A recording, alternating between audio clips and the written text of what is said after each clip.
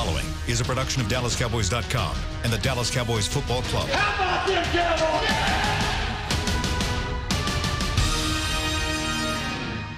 This is Talkin Cowboys.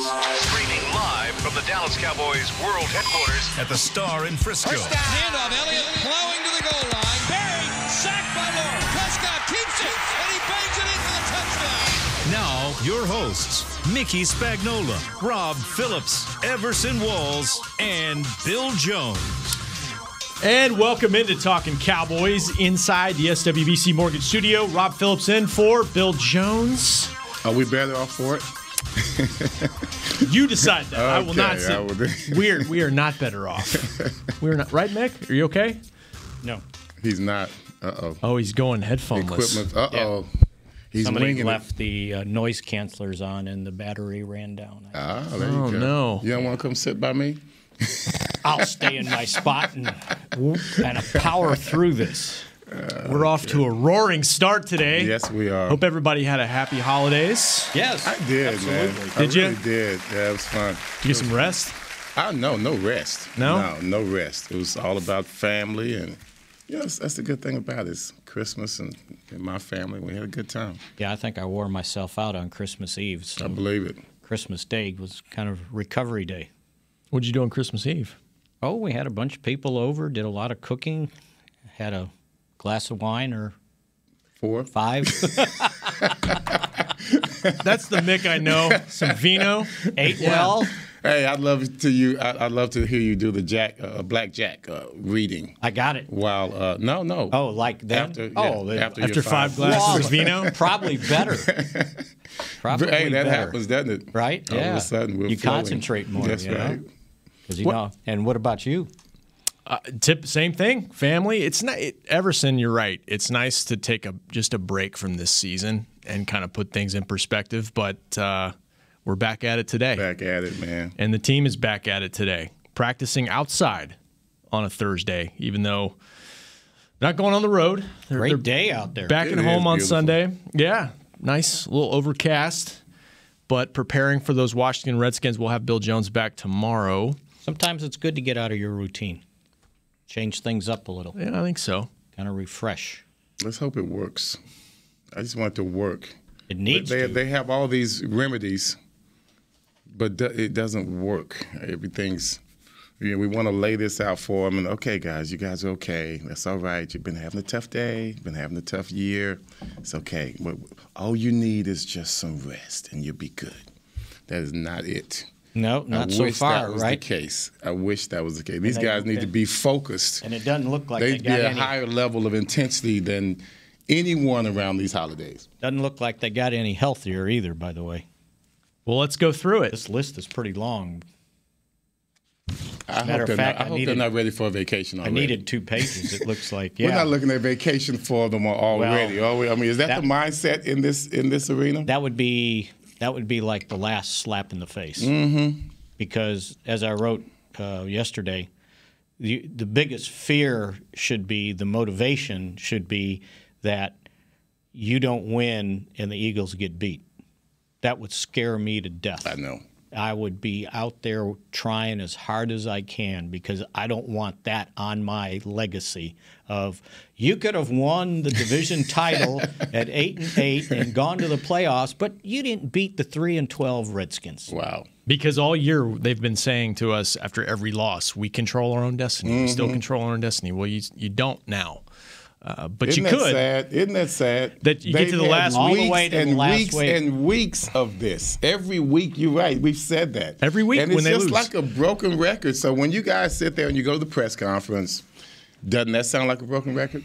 Yeah. Doesn't everything he says sound like a broken record? Doesn't every post-game interview sound like a broken record? You know what I mean? And it took you, and I think I got this right, 15 games to fall out of first place. Wow. Is They've that been right? in first place the whole time, right? Or tied. That's unbelievable. Right? Because when they were 3-3, I don't think the Eagles had a winning record.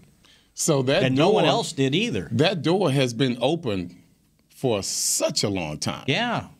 Just waiting for the Cowboys to just walk through and shut it behind them. And I'm not sure when they took over first place last year at the end of the season when they finished 10-6 and won 7 of their last 8. So at some point they moved into first place. So it's been a while since they haven't been in first place. And that team's destiny seemed to be the opposite of what this team's destiny is. Because they were winning all those close games. He talked about it today. All the close games. 8 out of 10 were one-score games. And this year they've lost every one that's been a one-score game. God, that's... Lost 6 games, right? So do those things even out? Like you're not going to win them all? And you're not going to lose them all, but over a course of 2 seasons, it evens itself out. You get about 50-50 on one-score games. And once again, it goes back to you've got the players. Is it the coaching?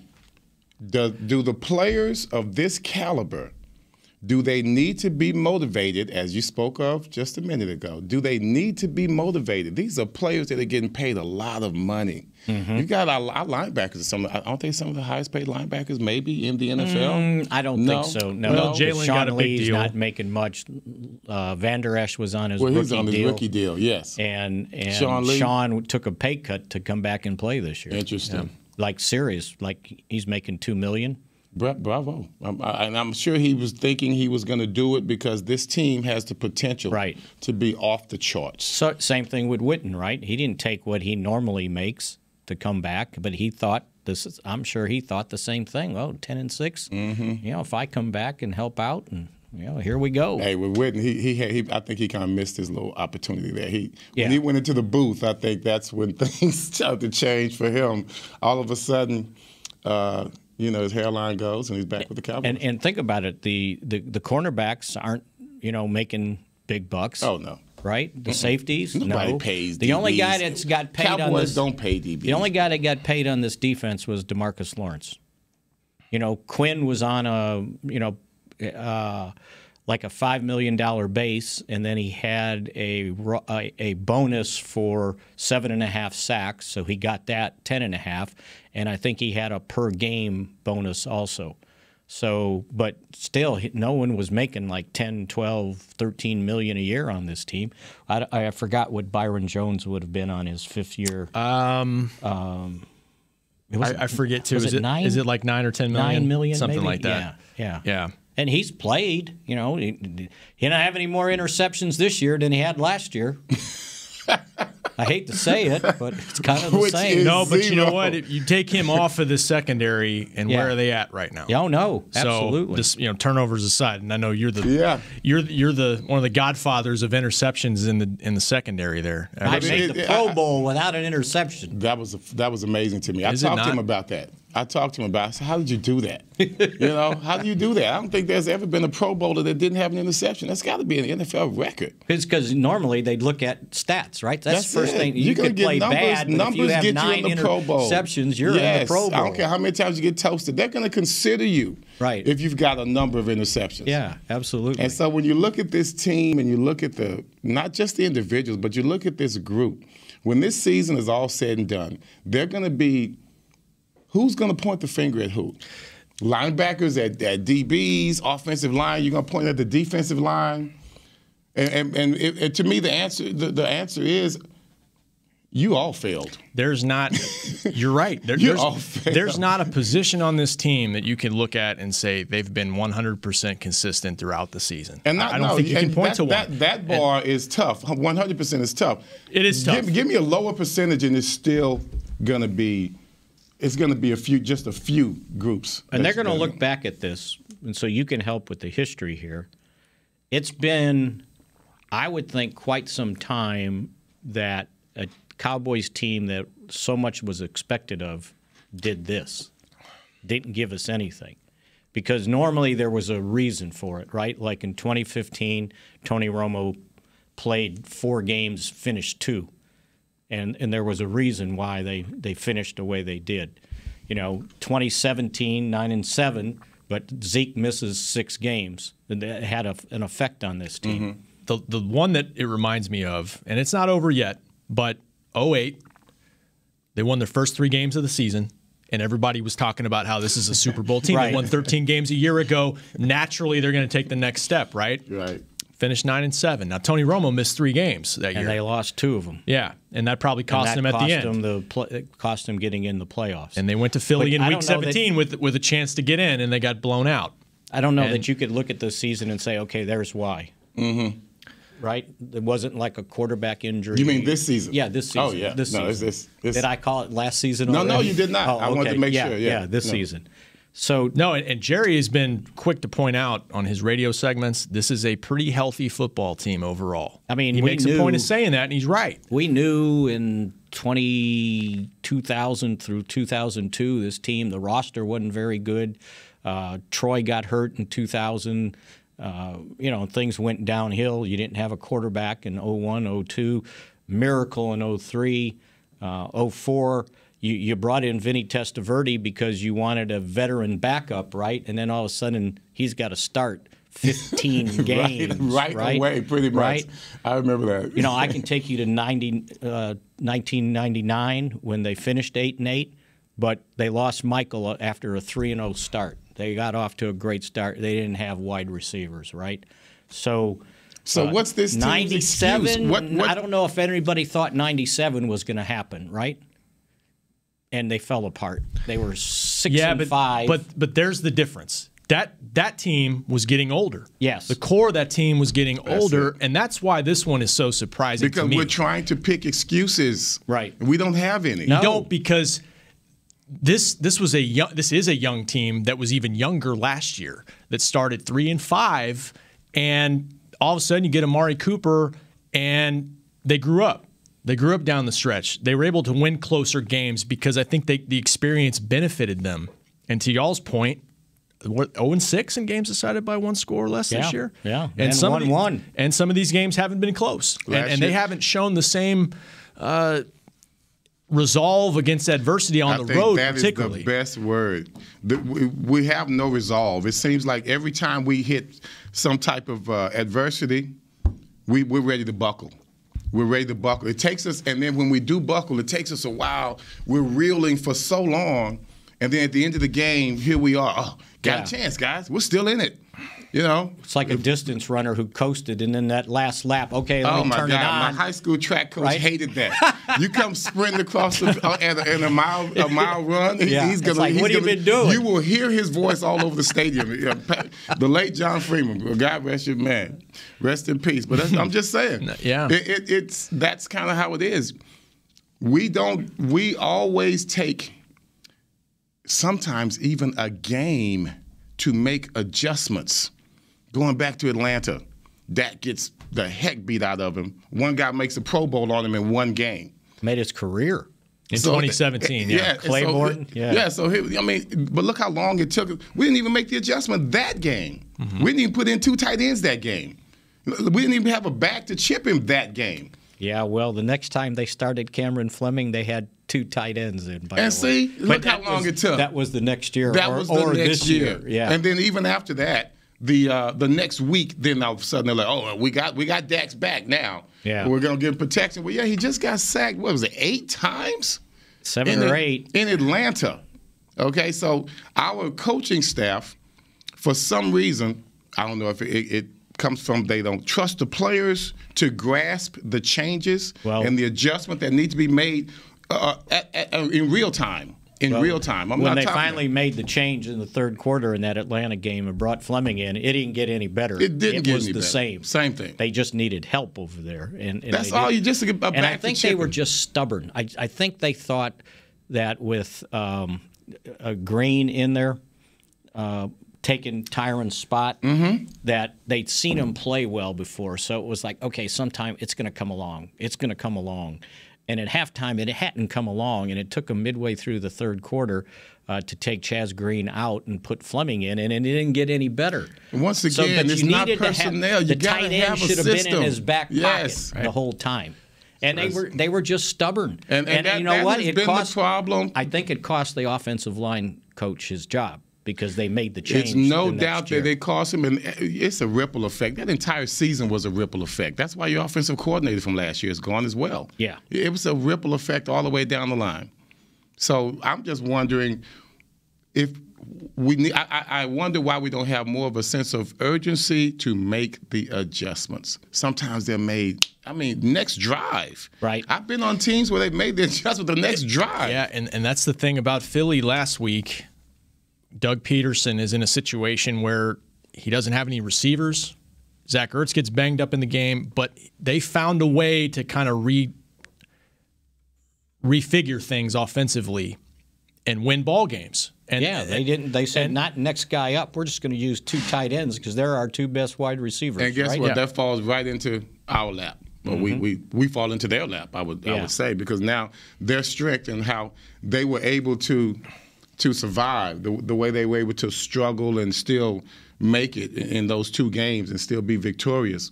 That fell right into our weakness. Right. Tight ends, running backs, and running if I game. take you back into the 80s, 86, Danny got hurt. Right, Fuller wasn't good enough to finish those last 7 games.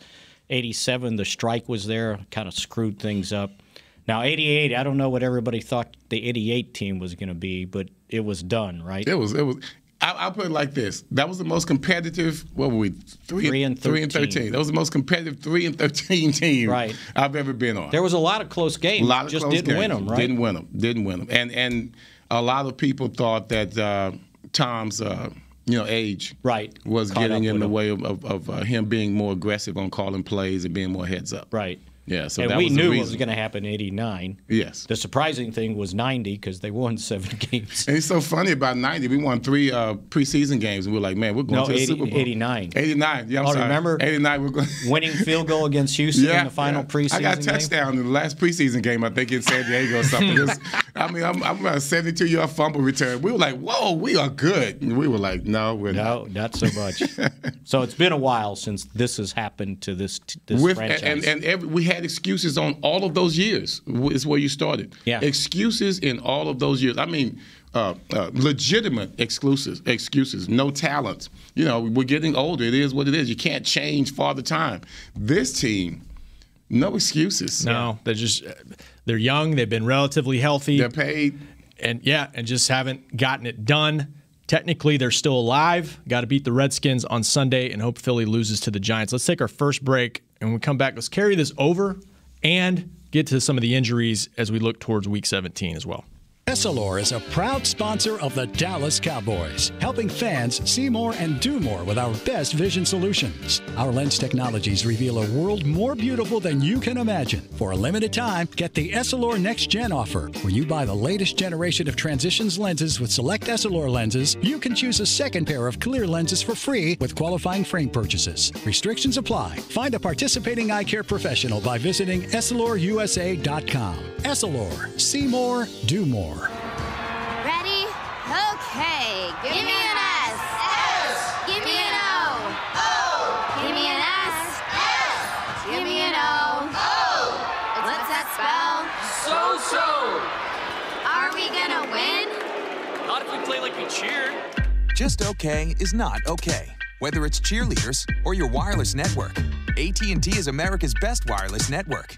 Best network based on GWS 1 score September 2019.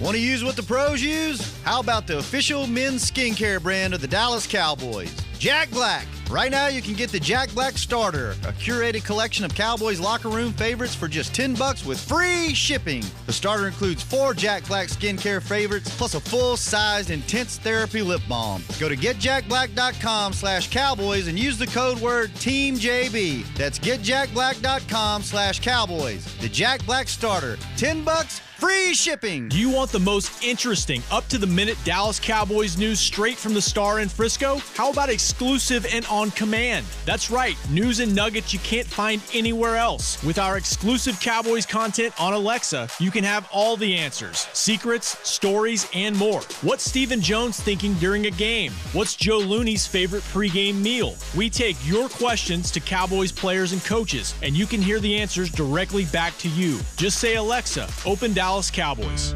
I'm Jay Novacek, former tight end for the Dallas Cowboys. Back in the day, I was the guy who always got the tough yards, and that's why I run with John Deere today. In fact, I have a John Deere 3025E tractor that can handle any yard work I need to do, even the tough yards way out back. So if you have 1 acre or 1,000, John Deere has the equipment that's just right for you. Visit a John Deere dealer today and run with us. We are the official tractor provider of your Dallas Cowboys.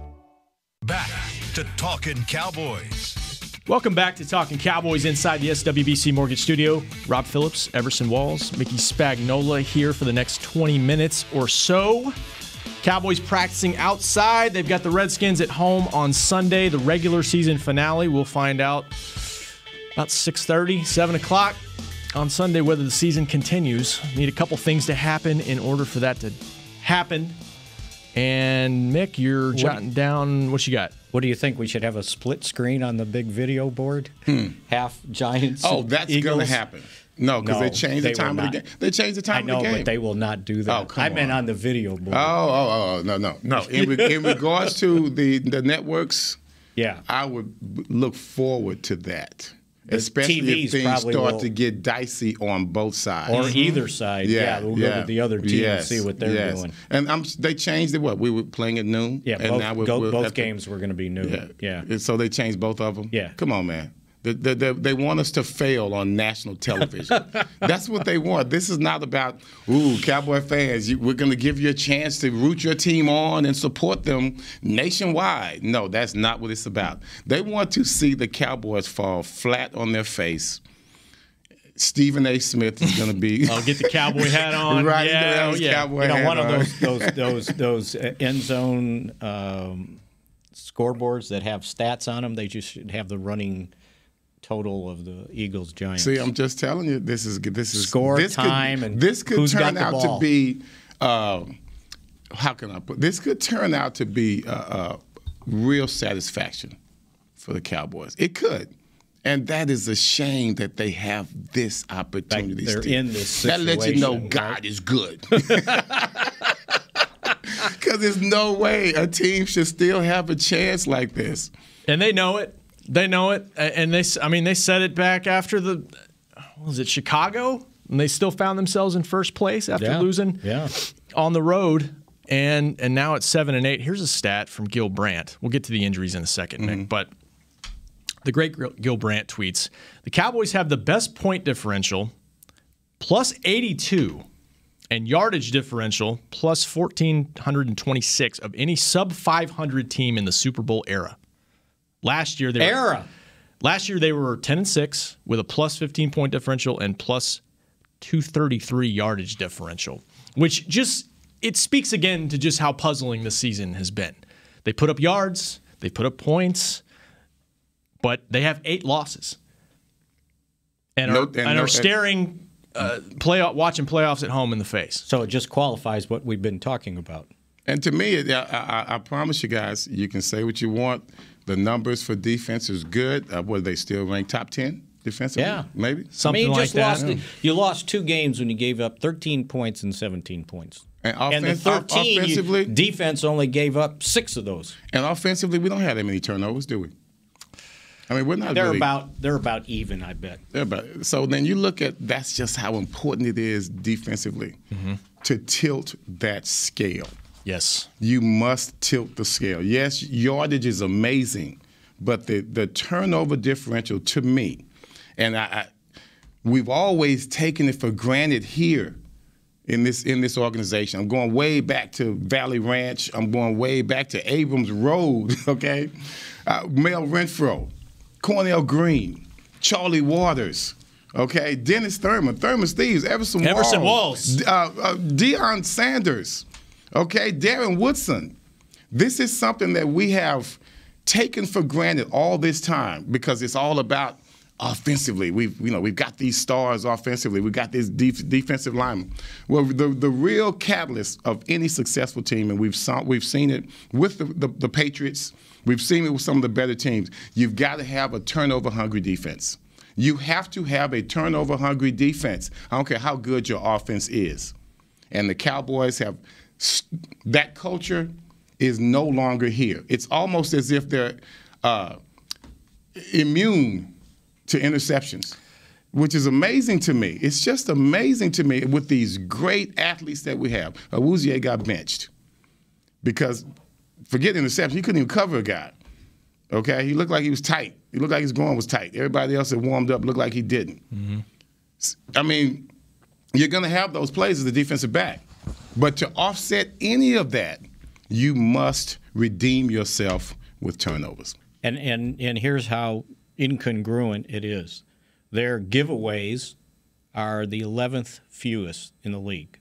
So they've got 17. Come on. And I don't know, that's not all that bad. They've lost 6 fumbles, 11 interceptions. Dak's interceptions are up a little bit this year, but he's throwing the ball. He's throwing the ball damn near 50 times a game. More, okay, now on takeaways, only 4 teams have fewer than their 15 takeaways.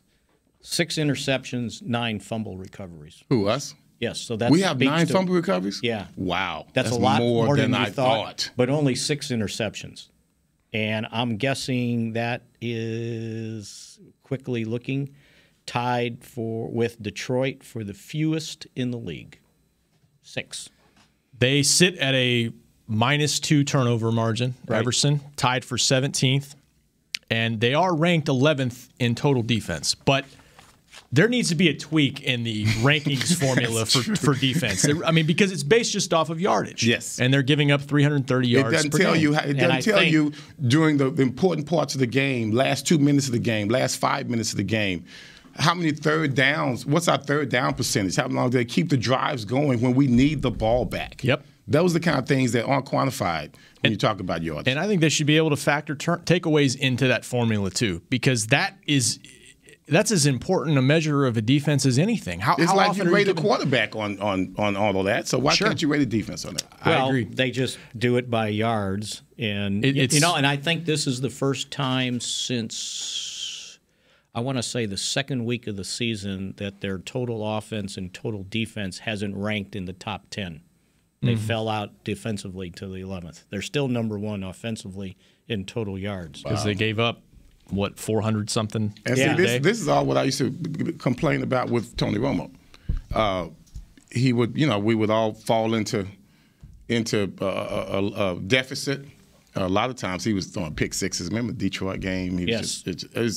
He became this quarterback because the team really wasn't all that good, especially defensively. He's trying his best to make everything happen. You get a couple of big pick sixes, you're down 14-0, and okay, Romo, forget the running game. Dude, bring us back. Yeah. And that's what Dak's doing.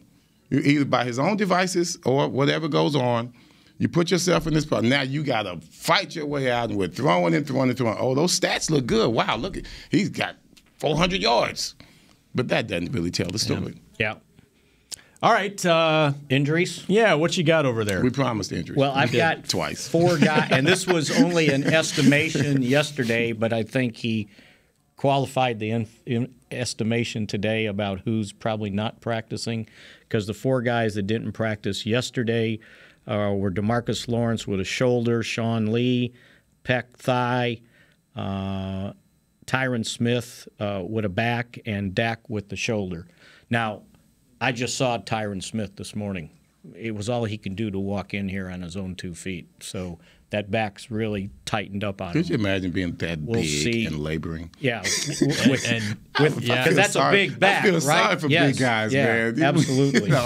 So it didn't sound like Dak was going to do much today. It didn't sound like DeMarcus Lawrence was going to do much. Joe Thomas probably not going to do much. So I don't know that any of these things over Christmas anybody laid hands on them and said, "Okay, you're good." And by the way, I have a massage envy, right? and then that doesn't account for having already placed Suafilo on injured reserve. He broke the fibula. So you know how you get a high ankle sprain, and they say, well, sometimes it's better just to break or tear. Well, he did both. He broke his fibula, and he's got a torn ligament in there too. Because when I saw him in that walking boot leaving the game, I said, high ankle sprain, and then it was worse than that, and that's why they did the surgery. And then also Leighton Vander Esch on injured reserve finally, and he's going to have surgery in a couple weeks. Now, somewhere along the line, surgery on his neck. Somewhere along the line, it was called minimally invasive. Well, I found out that basically what he's having is anterior cervical discectomy, which means they go in and they take the disc out between his fifth and sixth vertebrae in your neck. And what they do, and it's also called fusion, and so they take some bone from your hip and put it in the space where the disc should be, and they fuse it in there. It sounds like a Randy White surgery. It was, and it's the same thing Daryl Johnston had, Chad Heddings had it, and Rocket Ishmael had it. So that doesn't sound minimally invasive to me. Anytime you mess around with the nerves in the neck, that's scary. I saw somebody say it was minor. Well, that doesn't sound minor to me. Well, Jason Garrett called it minor. Yeah. And so 4 months rehab. So he's basically going to maybe be ready for the So start minor surgery before months rehab. Yeah. Okay. I don't think I've ever known minor surgery. So we got some questions from fans why they waited to do this. I think they were trying to let it calm down. Well, let the inflammation calm down and see if it could do it on its own. And what people don't understand is it's surgery. You don't just, go out there and say, okay, let's cut the guy's neck, right? You try to medically treat it, and you hope that's the last resort is invasive surgery. Right. That's what doctors think. That's because correct. What you want to do is treat it medically. And again, if it was your back, you would get a shot. Well, I don't think they can give you a shot in your neck. So what they do is it's like an oral treatment to try to reduce the swelling of the herniated disc. And it didn't work. And they were hoping and hoping and hoping. And I think the last time they did the exam, it was like, this has got to be fixed. There's no two ways about it. Because the last thing you want to do is take discs out if you don't have to. So we're talking, to me, sounds like major surgery. You're taking a disc out. Yes. And putting it in. How's he his career? Is it in jeopardy? No, those guys that I mentioned had it and came back and played. And so, all those guys came back. They all came back and played. That's crazy. So, but what you jeopardize is if another disc goes in that same area, the last thing you want to do is have like 3 vertebrae fused together, because then you will be Randy White. Yeah. Just Randy can't even look up in the sky. Yeah. No, for real. He can't look up in the sky. You're right. That is a scary thing. And so you don't want that to happen. No. And that lets you know, guys, and I know we're talking about injury, but that's just you got to put that into perspective about how dangerous this game really is. Well, how old is Van Der Esch? 22? 22, early 23, 20s, maybe. yeah. It's scary, man. Yeah. To have to go through something like that. And we take it for granted because people are having surgery all the time in the NFL. And people complain about the salaries that they make. And, that's scary, man. This guy is an amazing athlete. And forget all of that. I mean, you just want the guy to be healthy as a person. Right. And we're trying to get him on the field so he can go out here and probably play get again, hurt right? again. Yeah. So you just got to kind of put things into perspective about how dangerous this game is. You know what helped me put it in perspective? Watching LSU play, their freshman corner, Stingley. And I heard his name, and I go, oh, is that Daryl? That name right there, Daryl Stingley's son? No, it's his son's son. And then it made me think, oh, that's right, because that was Jack Tatum hit him in the preseason Jack Tatum hit him. game. He was going for a quick slant. Yeah. Jack Tatum hit him head on. And ended up paralyzed and in a wheelchair. And this is his son's kid, so that was his grandfather. Scary. Yeah, but made me think of that. And it's like, it's a dangerous game. And here he is out here playing even after what happened to his grandfather. Yeah. And his dad was like, that's his decision. That's his decision. Right? That's right. And his dad, I read a story, and his dad qualified it as one of the best things that happened to me playing athletics was the discipline I learned and how you had to take care of your own business all the time, every day. And he goes, and I probably wouldn't have been the person I was or am if I hadn't played athletics. So this kid's a freshman of the year, I bet, and he'll last. I mean, if you watch him play corner at LSU, he's unbelievable. Yeah. As a freshman. So anyway, that made me think of that. I know I just got off on a tangent. Well, Bill Big game for the Sooners on Saturday night. Yeah. I'm bringing. Think he's going to be watching? I'm going to counter him tomorrow and bring an LSU hat. Right? Do it. Just in case he You shows know up. he's listening. With You know an he's listening. Oklahoma hat. You know he's listening. You just blew the surprise. Please get that going. I'd love to see that. All right, let's take our final break. Come back. We'll wrap it up. And talk a little bit more about Dak and what to expect from him this week on Talkin Cowboys. Since 1865, Stetson hats are American-made with pride right here in Texas. And Stetson is proud to be on the field with America's team. Want to show your Texas and team pride too? You can. By purchasing your own Stetson, you can look just like how the flag guys do on field at every home game. Stetson hats, the official crown of all self-respecting Cowboys and your favorite football team. Get yours today in the Stadium Pro Shop or at Stetson.com. Ready? Okay. Give me an S. S. Give me an O. O. Give me an S. S. Give me an O. O. What's that spell? So. Are we gonna win? Not if we play like we cheered. Just okay is not okay. Whether it's cheerleaders or your wireless network, AT&T is America's best wireless network. Best network based on GWS One score September 2019.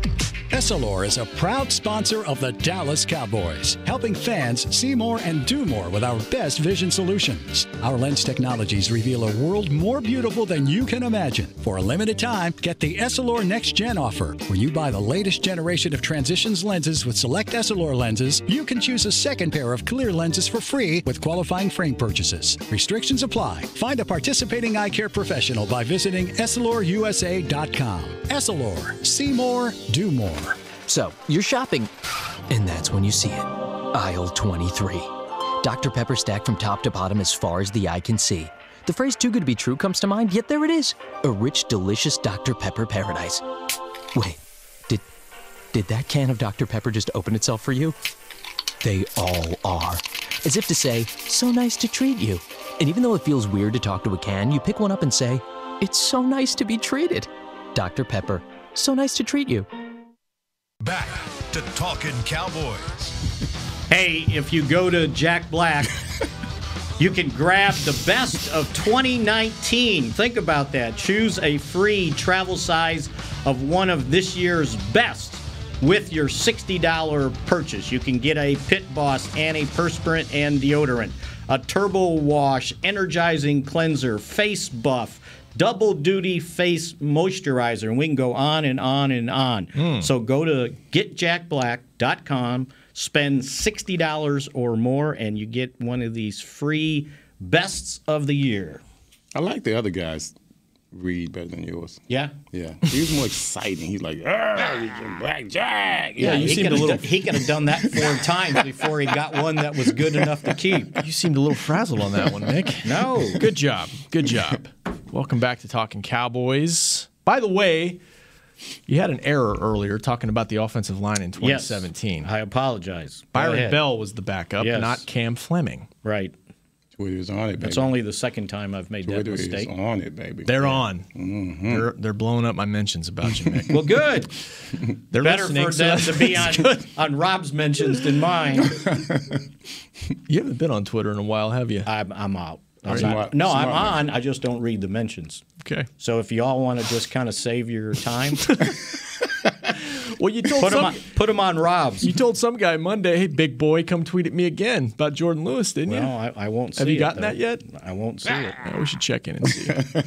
All right, injury update from practice according to Todd Archer. Because you know what I heard today? What?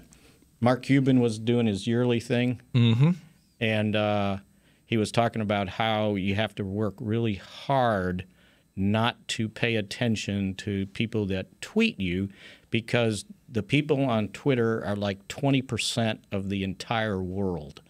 And so you get 1 or 2 people that aggravate you, you just got to walk off. Because I think Mike Tyson said something about, you can say anything you want to somebody on Twitter or over the phone because you can't get punched in the face. I could just hear Tyson. Can't you? Can't you? Oh, I can see him punching some Twitter guy in the face. Don't think, you can say I've been looking for you. So Cuban said, so since I can't punch him in the face, I don't pay any attention to whatever they say. That's good words to live by for the new year. It is. I thought so. Thank you. Yeah. You All can put that on either your blackjack reading. Right? It's good stuff. And go ahead and say what you want, because I can't punch you in the face. Not that I would punch anybody in the face. Oh, yeah, right. You would not do that. Yeah. Never. Verbally, maybe. Never. Dak Prescott, according to Todd Archer of ESPN, not throwing during the open portion of practice.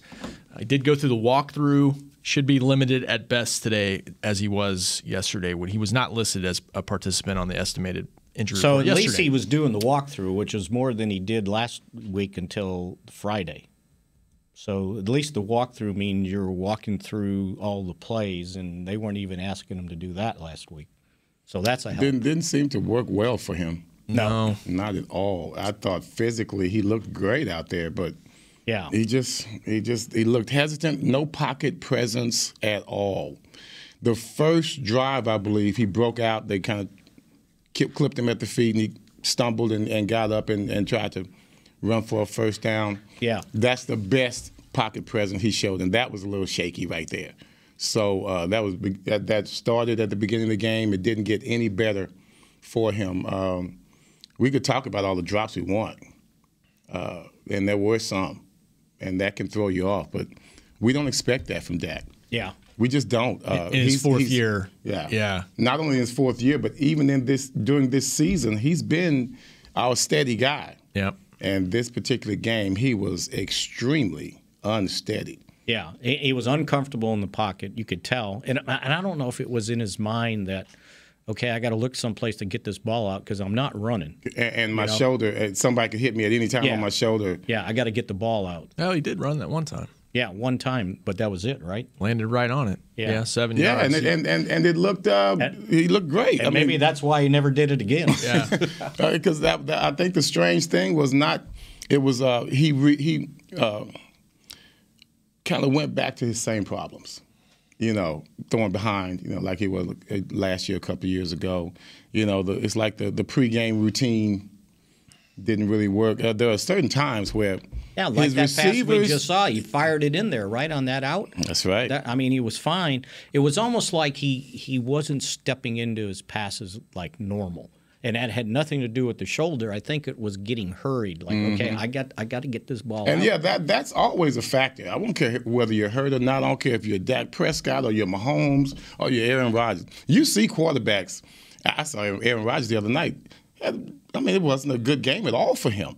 It's just right now they're just human. Defenses, they get paid also, and sometimes they can cross you up. But we just know that with Dak having all of the fourth quarter drives that we're accustomed to seeing, game-winning drives that he's accustomed to giving us, but this particular time he just didn't seem to have the confidence that you talked about in 2017 when you talked to him and said, we're going to win 7 out of 8. Yeah, you didn't see it in his body language, nor did you see it in his play. And when you did see it in his play, the drops continued.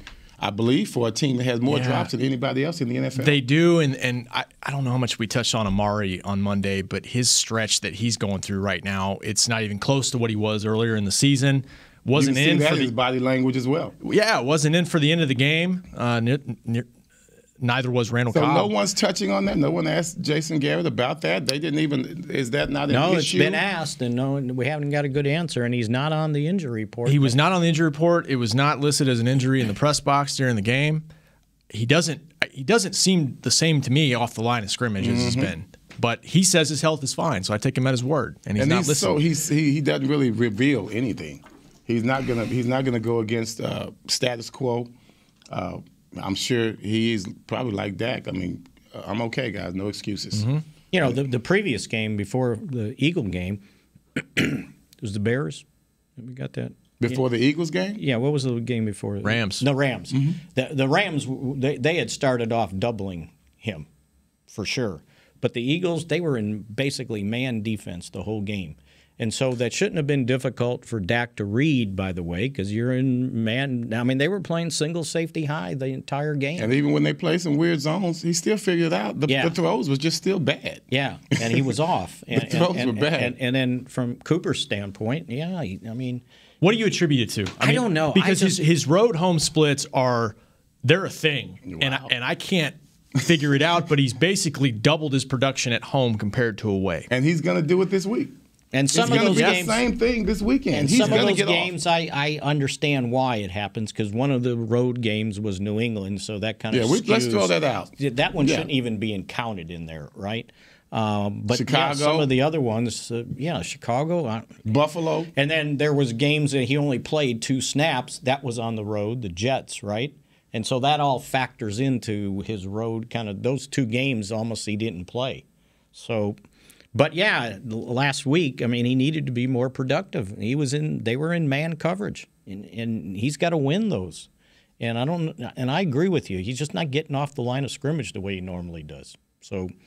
Who knows? Well, I hope they don't have an issue because this is, and I say they, I mean it's QB versus and wide receiver. They have to communicate. So as much as we don't know what's going on, I hope they're talking to each other because this is it. This is it. I mean, I love Gallup, but he's not our go-to guy. I do love Gallup. He's improved. Yes, he's made the drops, but this guy has still shown progress as far as a young receiver, doing very well. I think Cobb has got to be more involved in the game. I think on 3rd down, we've got to look for Cobb or look for Jarvis. Those 2 guys, you can't double both of them. And Cooper, okay? One of them has to be open. They got to win that one-on-one off the line. You said it, Everson. This is it. Very well could be it anyway. Got to win Sunday. Got to have some help from Eli Manning and the New York Giants. Oh, God. And we'll see what happens. No one's coming on him. That's good. Yeah, well, turn that music off. The break will be next. Thank you guys for joining us. Bill will be back on Friday, and we'll wrap up the week. Talk a little Washington to finish out the week on Talkin Cowboys on Friday. See you then. This has been a production of DallasCowboys.com and the Dallas Cowboys Football Club. How about this, Cowboys?